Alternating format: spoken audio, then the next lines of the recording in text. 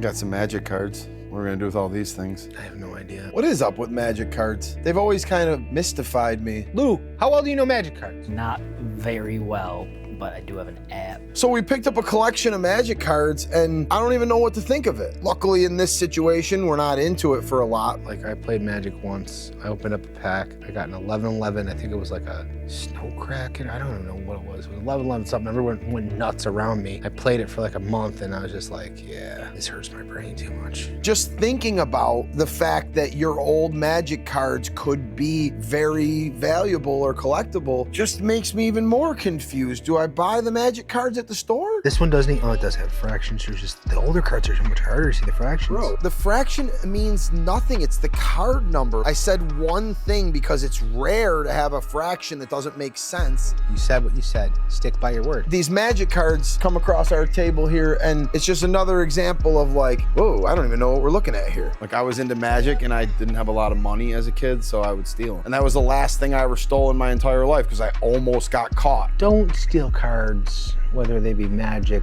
football, Pokemon. Don't steal anything. Don't open boxes at Target. Don't bring your metal detector thing to check to see if there's hits. Don't bring a scale to weigh them out. Everyone's just always making fun of me, and I'm the only one that actually cares. I care that you wasted all of our money. You just care about fractions. Well, that's what you taught me. The fraction's not there, bro. It's not a banger. I didn't say any, I just said that if the number doesn't really make sense, it's probably a good card. And you're like, oh, now every number has to be a larger than one fraction or else it's nothing's a hit. Like, dude. You're just being a silly magic thief.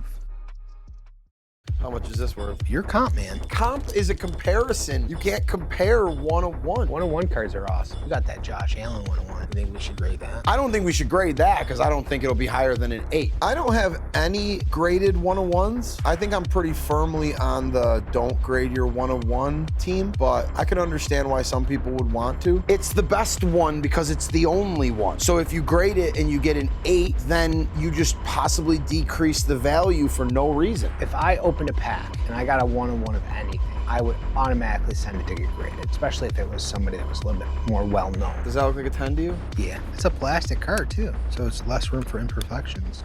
Unless it's not centered. Fingers crossed. The problem with the one-on-one is who's to say what it's worth? And when you have this drastic scale of what this card might be worth, then what's the point of even grading it if you don't even know what it's worth, whether it's graded or not? If you send that card in, that 1 of 1, and you get anything lower than a 9, you could just always crack it open. But then again, it's always gonna be in PSA's system as a 7, right? Not for nothing, but if I have a one-on-one, I'm not letting that thing out of my possession unless somebody else buys it. If I'm a collector and there's a one-on-one, I know what it is. I don't really care about someone else's perspective of it because it's the only one anyway. There's a lot of risk just in sending that card away to have it graded. What could happen to it accidentally? What if they damage it at the grading company? What if the mail loses it? I don't got no time for none of that, not with my one-on-ones. Do you think that the Gem Mint one-on-one is actually getting more though? Like, do you think it's actually selling for more? I think you have the right to ask for more for sure, just by it being perfect. Let's say I buy a nice older card and I pay like $5 grand for it and it's a one-on-one. If I send that in and it grades a Gem 10, how much more do you think it's gonna sell for? It's the only one. Because I feel like the grading adds value because it puts your card above everyone else's. But if you're a one-on-one, there ain't nobody else's. If you're gonna grade a one-on-one that you intend to sell, you should really probably think about what that might do to the value, because I think it's a much bigger risk for not that huge of a reward. All these cards I have, other people have them. Ew. I only want cards that other people don't have.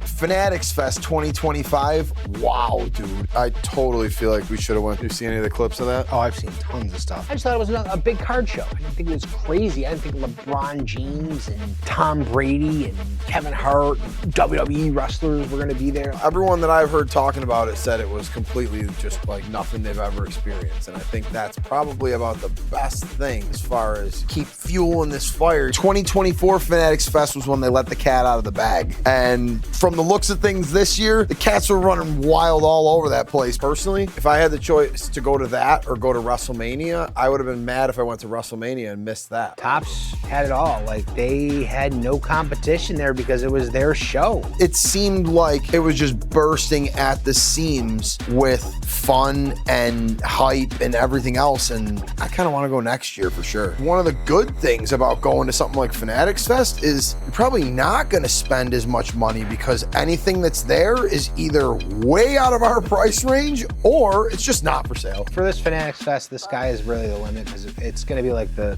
who's who of conventions. Maybe Panini tries to make their own convention, Panini Fest.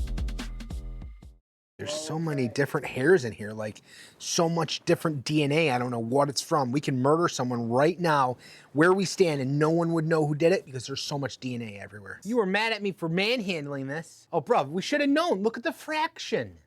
What? Oh, wait, don't give me the fraction. You were the fraction person. Like, if the number in the front is higher than the number in the back, you got a banger. Did you not say that? This is 33 out of 264. Not a banger.